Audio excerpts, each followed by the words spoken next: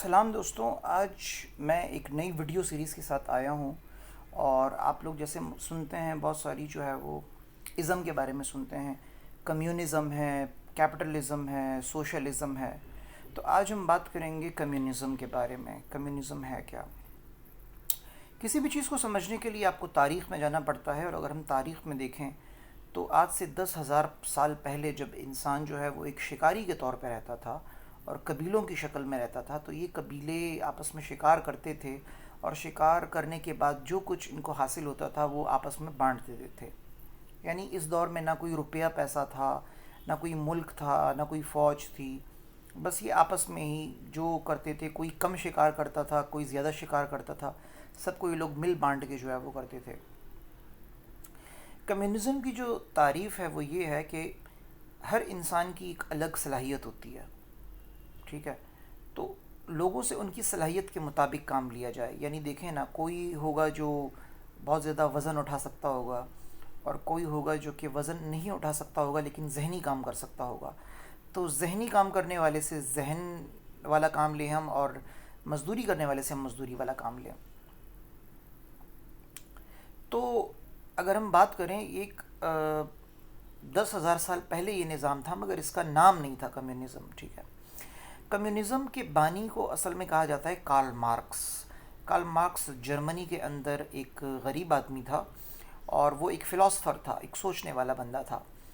اس نے سب سے پہلے ایک یوڈیمی، ایک کائنڈ آف، اس نے ایک خیالی ایک جنت تخلیق کی، اور وہ خیالی جنت ایسی تھی کہ ایک ایسی سوسائٹی ہو، ایک ایسا معاشرہ ہو جہاں لوگ،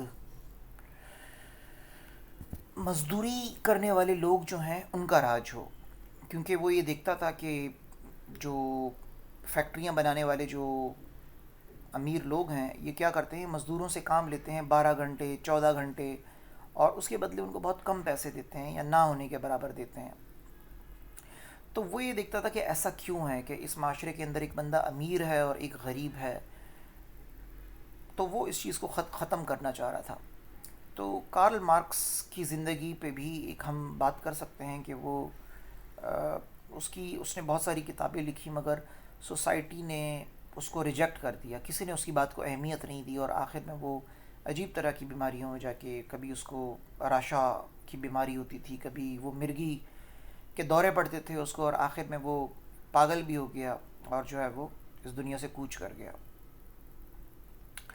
جب ہم کمیونزم کی بات کرتے ہیں تو ہمارے ذہن میں اکثر رشیا اور چائنا کا نام آتا ہے۔ تو ہم دیکھتے ہیں کہ یہ کارل مارکس کی جو فلسفی تھی یہ کیسے آگے بڑھی۔